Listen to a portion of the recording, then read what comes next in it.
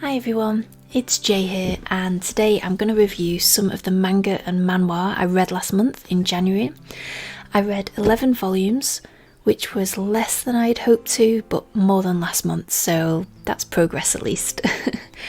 In my last manga review video, I said I'd made a New Year's resolution to read every day, even if it's only 5 to 10 minutes, and I'm happy to say that I've stuck to it so far. I've been reading fantasy and science fiction books as well, which is probably why I haven't read as much manga as I'd hoped.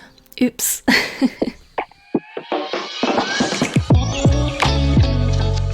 I'm going to start with the volume I liked the least and end with the ones I love the most.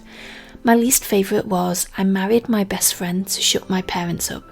It's about a woman called Morimoto who is tired of her parents constantly asking her about getting married and pushing her to find someone. Her friend Hannah offers to be her wife in a sham marriage, so Morimoto's parents will back off. They go ahead with the plan, and her parents are horrible. They immediately kick her out of the family, and I really felt sorry for her because it must be awful having to grow up under that kind of pressure, having unrealistic expectations put on you constantly throughout your life. That was the reality she grew up in, so that was like quite a sad part of the story. But seeing their relationship grow was quite cute. But overall, their story needed to be 2 to 3 volumes long at least.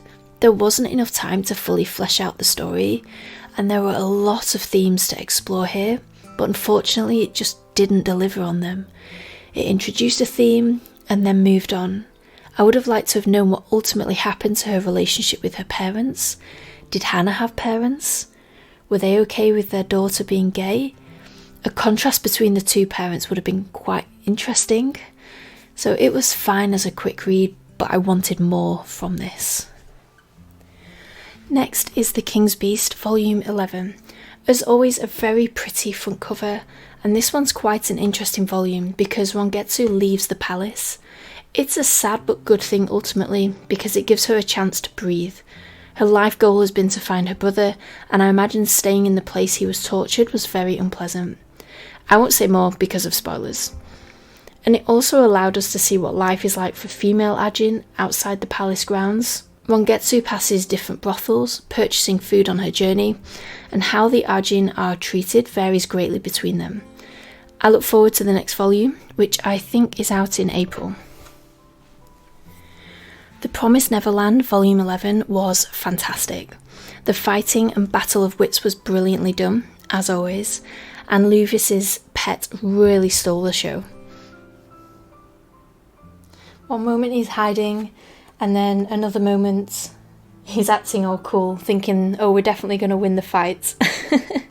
The second half of the volume moves the story along and sets up the next mission, if you will. I'm excited to see where this goes because there's no clear-cut happy ending for everyone. Also, I want to see more of the side stories. I love the one which showed Lucas finding out how the geezer treated Emma when they first met. It was so funny. I read another standalone called Snow Fairy, which turned out to be the perfect winter read. So Narumi is a famous wildlife photographer, and he travels to Hokkaido to take photos of snow fairies, but ends up stranded in the snow.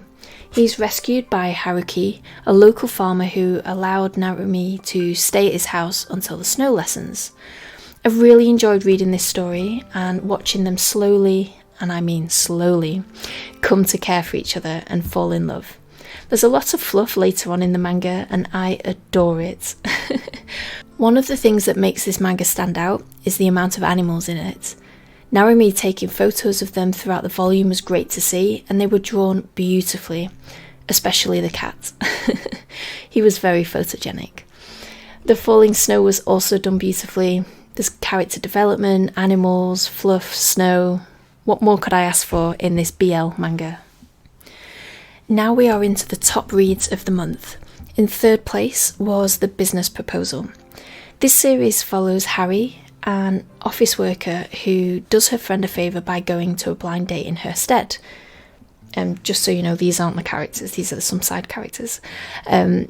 So unfortunately, the blind date is with her CEO, a guy called Temu, who hates liars. He wants to marry her so his grandfather will stop nagging him about marriage, and she's trying to hide her true identity because she's scared he'll fire her, and she needs the money to help out her family. At this point in the story, I like that he knows her true identity because it feels less deceptive, leaving more room to enjoy and laugh at the story. I won't say much about Young Sue's part in this volume, except she seriously needs to think about what she says. Poor guy. The pace seems to be picking up a bit in this one, and we get the joy of Taemu and Harry meeting Minwoo, the guy she used to have a crush on for ages, and she was constantly getting friend-zoned. Minwoo did not come across well in this volume at all. All I'll say is go Taemu. The ending was so sad though, and I need to read volume 4 now. They're reaching a pivotal moment in their relationship, and I'll have to wait for the next volume. Thankfully not for long, as volume 4 is out on the 20th of February, which is such a relief. I started a new series called Nina the Starry Bride. The artwork on the covers of these volumes, beautiful. I love the colour palette. It follows Nina, who is taken by Prince Azur to the palace to replace the princess who just died. She's perfect for the role because of the colour of her eyes. And the princess had been away for many years, so few people actually knew what she looks like now. The opening is tragic, but there's humour throughout. When we first met the queen, I thought, oh, she seems nice. She has a nice smile. Next page, nope, she's a cow. I should never judge a person by their face in manga. I am always wrong.